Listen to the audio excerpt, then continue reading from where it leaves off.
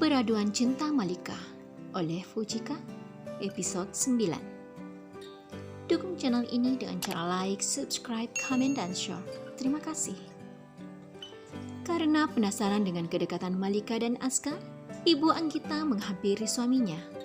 "Pak, sepertinya Mika sangat dekat dengan Malika. Apa Aska dan Malika sudah saling mengenal? Atau apa mungkin mereka sudah kenal lama?" Tanyanya setengah berbisik. "Kalau Papa lihat, mereka memang sangat dekat.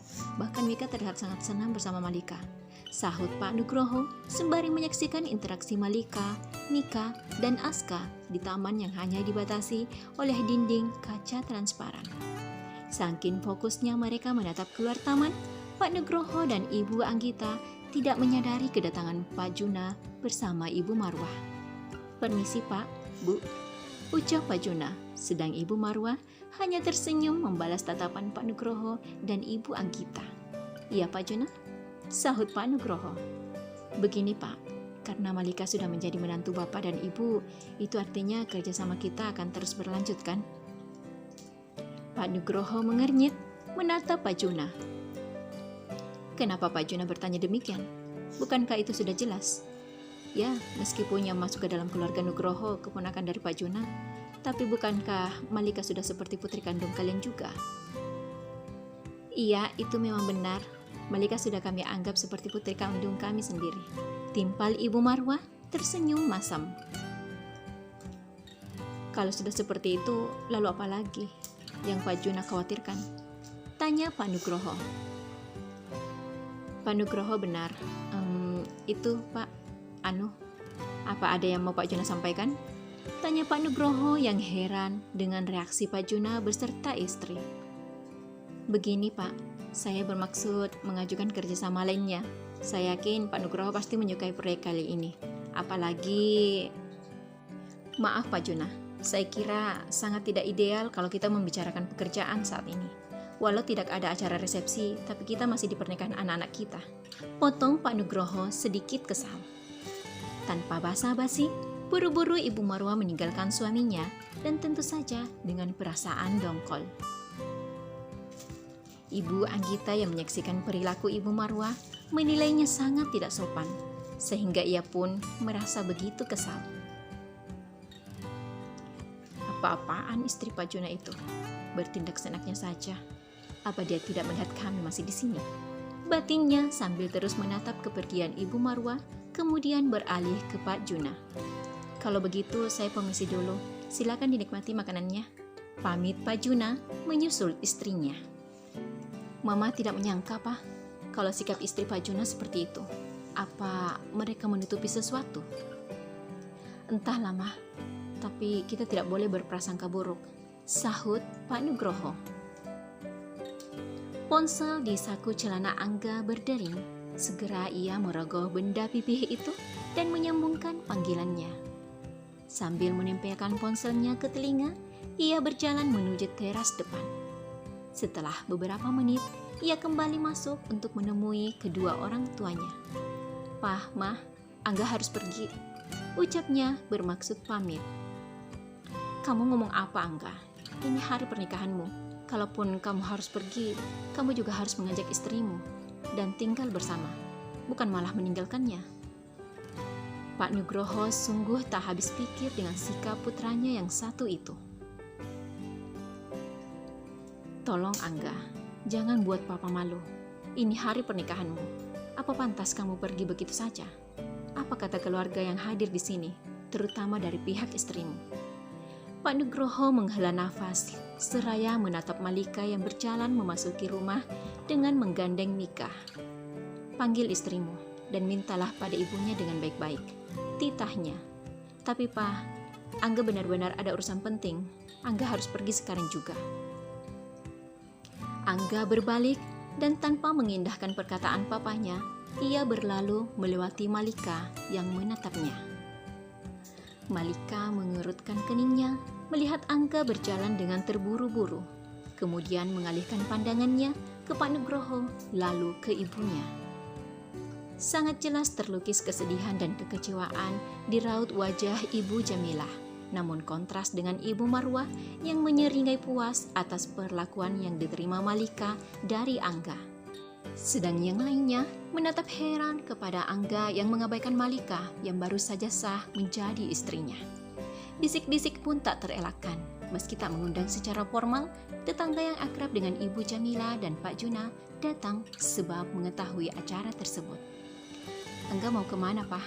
Kenapa meninggalkan Malika?" tanya Aska. "Angga katanya ada urusan penting, makanya dia buru-buru pergi." Bukan Pak Nugroho yang menjawab, melainkan Ibu Anggita. Sementara Pak Nugroho masih tercengang atas sikap Angga yang pergi begitu saja.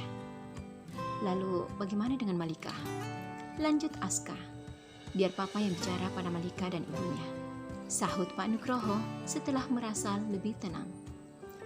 Bersama Pak Nugroho sekeluarga, kini Malika telah tiba di kediaman mertuanya.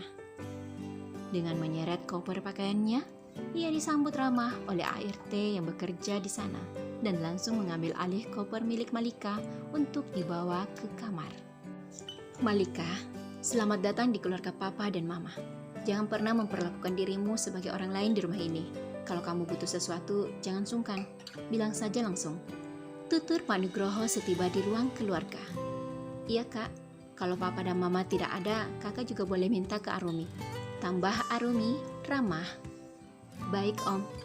Pak, Mah, terima kasih," ucap Malika gugup. "Kakak santai aja, kita kan sudah satu keluarga." Arumi memegang kedua tangan Malika yang meremat ujung kebayanya. "Kakak pasti capek. Mari, Kak, aku tunjukin kamar kakak," ajak Arumi antusias. "Kalau begitu, Malika istirahat dulu, Pak, Ma, Kak Aska." Malika tidak menyebut nama Mika sebab gadis kecil itu tengah tertidur pulas di gendongan papanya. Dan satu hal, Malika telah mengetahui jika Aska adalah kakak kandung dari Angga, sehingga ia mengubah panggilannya tidak lagi dengan sebutan Pak. Lalu di mana Angga? Semenjak ia meninggalkan kediaman Pak Juna tanpa pamit, Angga menemui Karina yang berada di kantor polisi.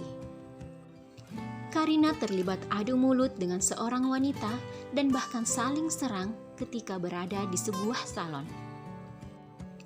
Bukan tanpa alasan sang wanita melabrak Karina yang tidak sengaja bertemu di salon tersebut.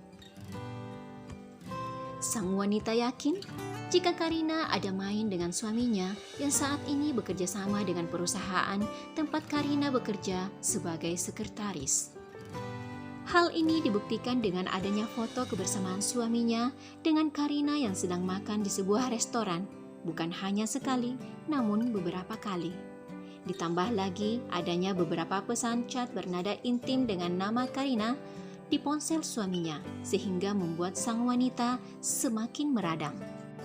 Dan sangat kebetulan, ia melihat Karina yang juga hendak melakukan perawatan kecantikan hari ini.